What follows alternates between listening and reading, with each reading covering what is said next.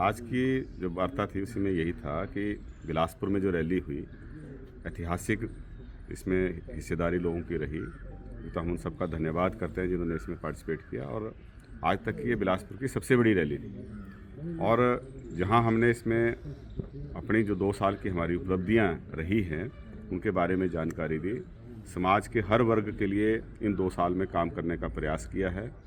चाहे वो old pension scheme लागू करके कर्मचारियों को जहां सौगात दी है, वहीं पर समाज के उन वर्गों के लिए भी काम किया है जिन्होंने कभी उसके लिए कभी मांग भी नहीं की, कभी कोई धरना प्रदर्शन भी नहीं किया। चाहे वो किसान हैं, उनके लिए हमने गेहूं और मक्की का समर्थन मूल्य जो है वो 40 और 30 रुपये किया। चाहे वो हमारे दूध उत्पादक हैं जिनका हमने दूध का मूल्य जो है वो 32 रुपये से बढ़ाकर 45 और 55 रुपये किया। वहीं पर जो मनरेगा के श्रमिक हैं उनकी दिहाड़ी में सीधा 60 रुपये की बढ़ोतरी जो है उसमें की। और चाहे वो हमारी विधवा बहनें हैं, उनके बच्चों को अच्छी शिक्षा मिल सके, उसमें वो इसलिए पीछे ना रह जाएं क्योंकि उनके पास संसाधनों की कमी है, उसके लिए भी इंदिरा गांधी सुख शिक्षा योजना लेके आए।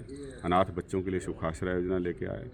और इसके साथ जो हमारी आम परिवारों से महिलाएं हैं उनके लिए भी 1500 रुपये की महीने की इंदिरा गांधी सुख सम्मान योजना जो है वो लेके आए हैं। उसमें धीरे धीरे हम उसको रोल आउट कर रहे हैं और इसको आने वाले समय में और बेहतर तरीके से इसका संचालन होगा। गोबर खरीदने की योजना भी हमने शुरू कर दी है।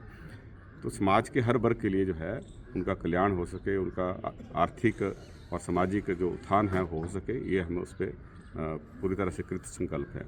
लेकिन भाजपा जो है इससे बहुत परेशान है और लोगों का ध्यान बंटाने के लिए, अपनी नाकामियों को छुपाने के लिए, जो उनके 5 साल पीछे रही सरकार में, वो जो है वो मन गढ़ंत आरोप जो है कांग्रेस नेताओं पर, कांग्रेस विधायकों पर, मंत्रियों पर और ख़ास करके मुख्यमंत्री जी को टारगेट किया जा रहा है।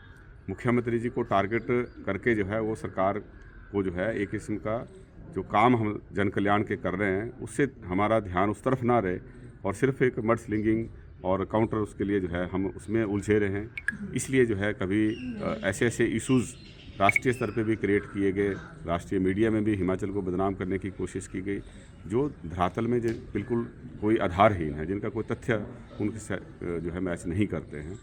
और दुख इस बात का है कि जो हिमाचल प्रदेश के भाजपा के नेता हैं, जहां इनको केंद्र सरकार से हिमाचल के हितों की पैरवी करनी चाहिए, वहां से कोई विशेष पैकेज लेके आना चाहिए, वहीं पर जो है ये प्रदेश से बाहर जाके, चाहे हरियाणा चुनाव की बात थी, चाहे महाराष्ट्र चुनाव की बात थी, वहाँ हिमाचल को बदनाम करने में कोई कसर इन्होंने नहीं छोड़ी।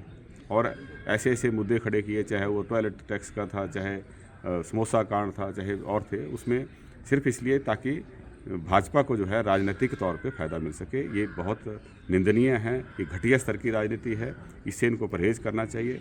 और मुख्यमंत्री को जो है बेवजह जो है टारगेट करके ये इसीलिए ताकि उनका ध्यान जिस तरह से वो हिमाचल को आत्मनिर्भर बनाने के लिए प्रयासरत हैं, हिमाचल का रेवेन्यू जो है उसमें बढ़ोतरी हो सके, सुधारात्मक कदम उठा सकें, उस तरफ उनका ध्यान ना रहे और सिर्फ इनकी राजनीति जो है उस पर उनका ध्यान